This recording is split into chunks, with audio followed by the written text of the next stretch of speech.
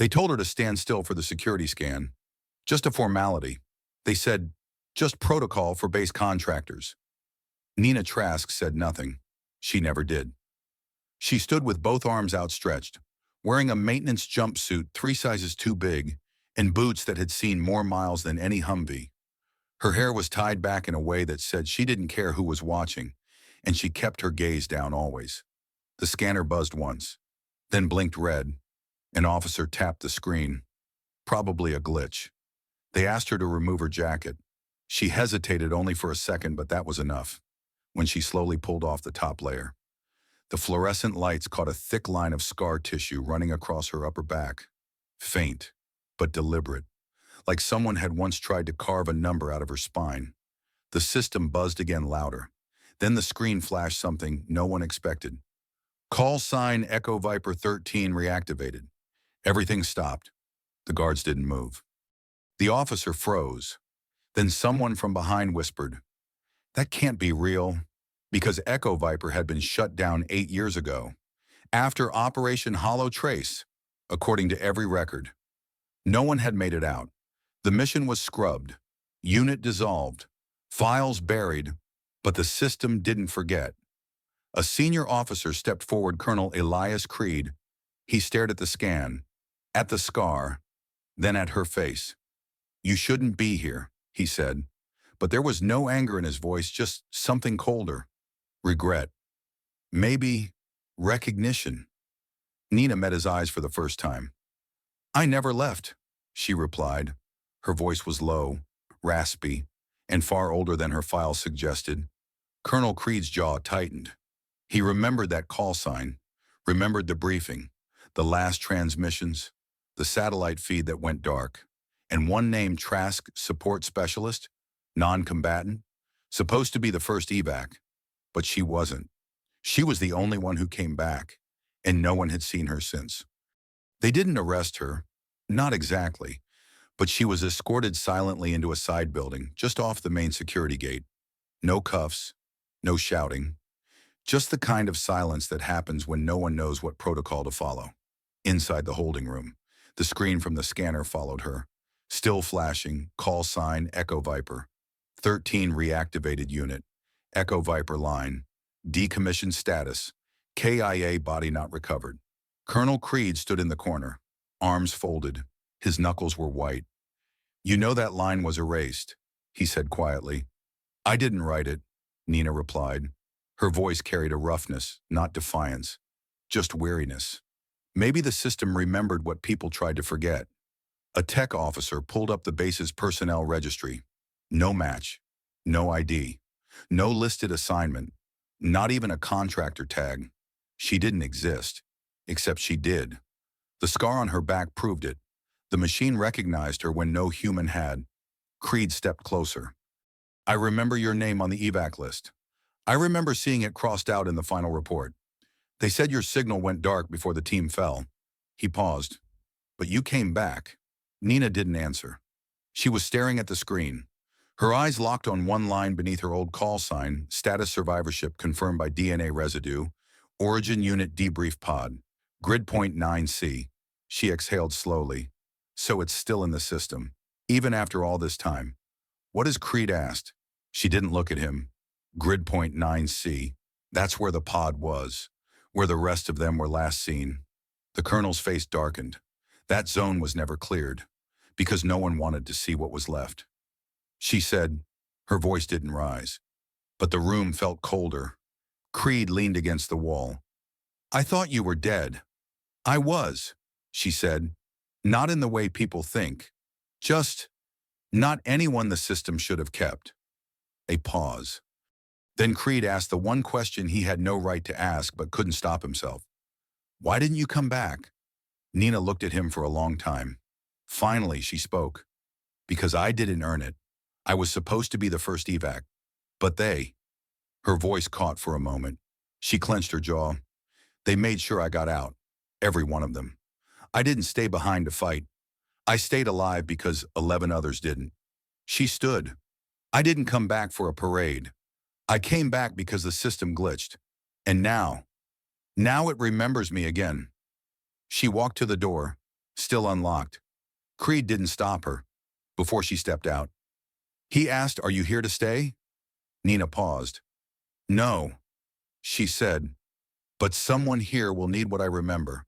And when that happens, I'll still be cleaning rifles in the dark." And just like that, she was gone. It started with a cleaning kit. One of the new recruits, barely 20, fresh out of academy, had been assigned to storage rotation.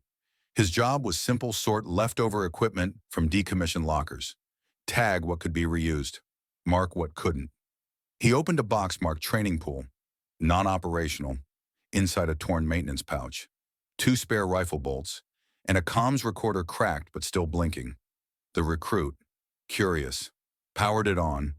The screen flickered. Lines of corrupted code scrolled, then froze on a single line: EV-13 debrief pod compromised. Final trace: grid point Echo, Sector 9C. The recruit frowned. Echo Viper, he muttered aloud. He'd heard that name in jokes. Ghost stories. Don't fall asleep near the range, or Echo Viper will mark your bunk. Stuff like that. He brought the device to Sergeant Kyle Mercer, the range master. Mercer, who'd spent 2 decades in the field, went pale. "Where'd you find this?" he asked quietly. The recruit pointed to the box. Mercer stared at the coordinates.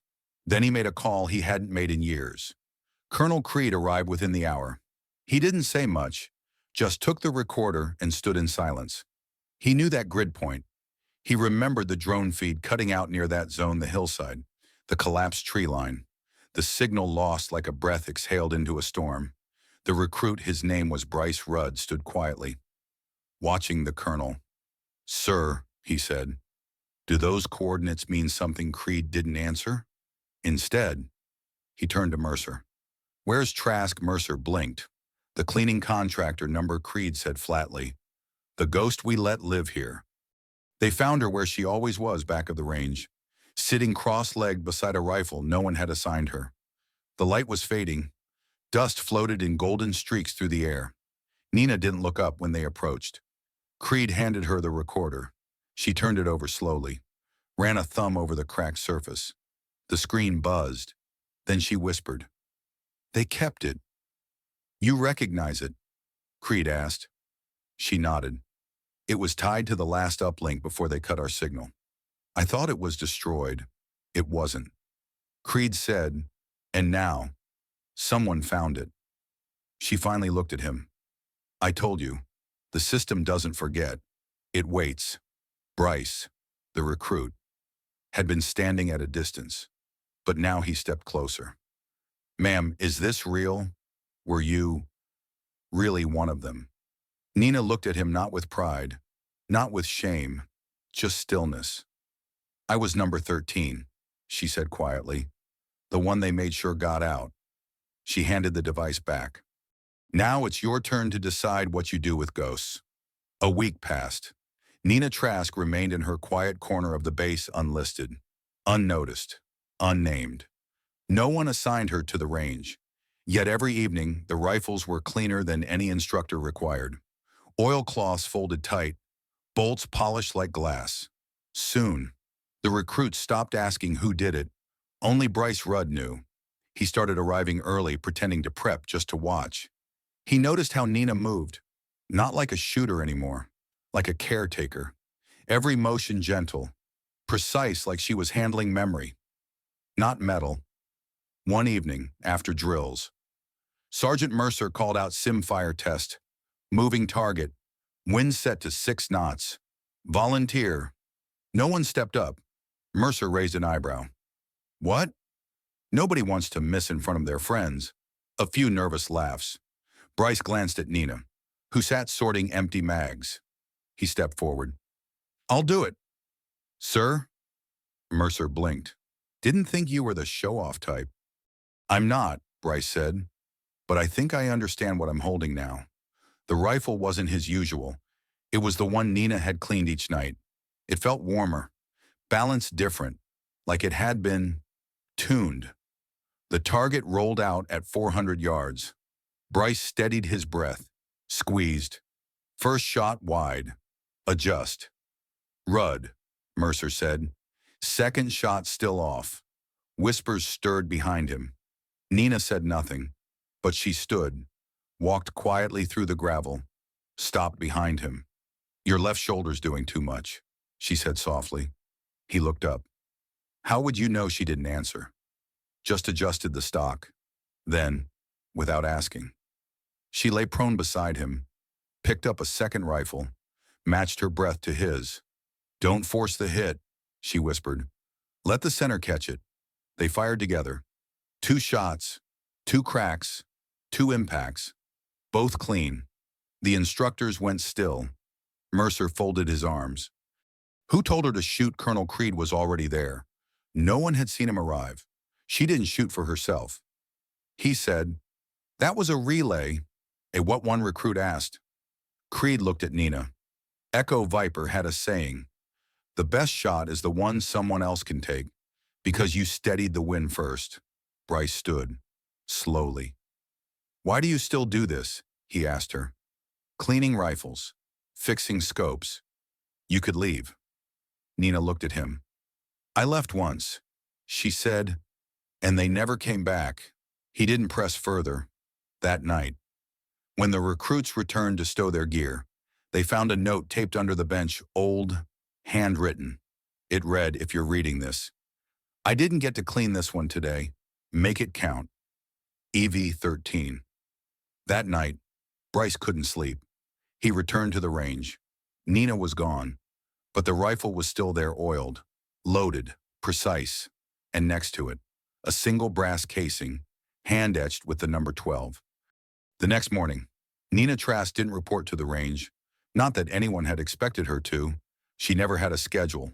No orders, no name on the books. But still, something felt missing. Bryce Rudd waited past sunrise, checked the benches, the lockers, even the toolbox she always carried with her. Nothing.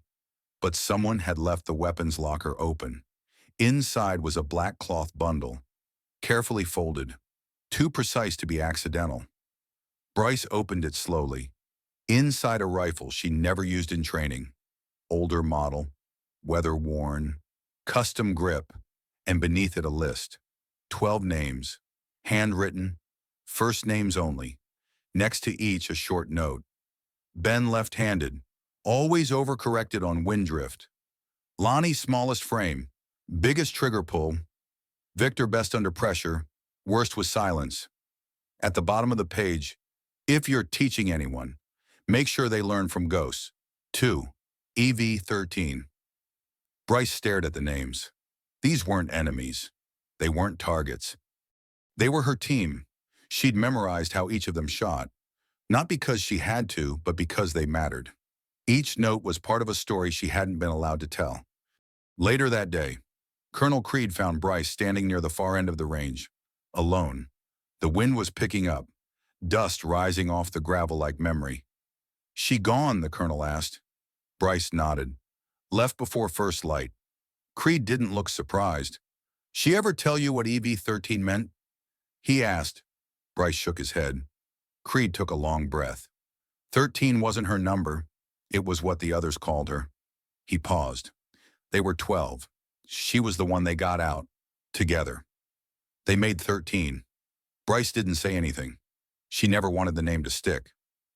Creed added, said it felt wrong, carrying their weight with just a number, but she carried it anyway. Bryce said. Creed nodded. She always did. That evening, at the shooting range, someone taped a photo frame to the back wall. Black and white, slightly faded. 12 people in dusty gear, squinting into sun, laughing, arm over shoulder. No names, no dates, but someone had written underneath. They didn't all come back, but she never stopped trying to bring them home. The recruits didn't ask questions. Some cleaned their rifles more carefully that night. Some stayed late to practice breathing, not just firing. And Bryce. He rewrote his training notes, top to bottom. Every margin now held initials. Every pattern cross-checked against the 12 names.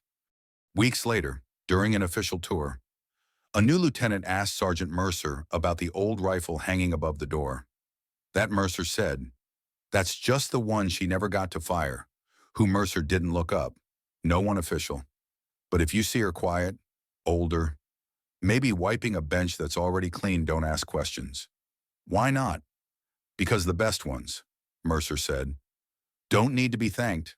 They just hope you'll be ready when it's your turn to remember.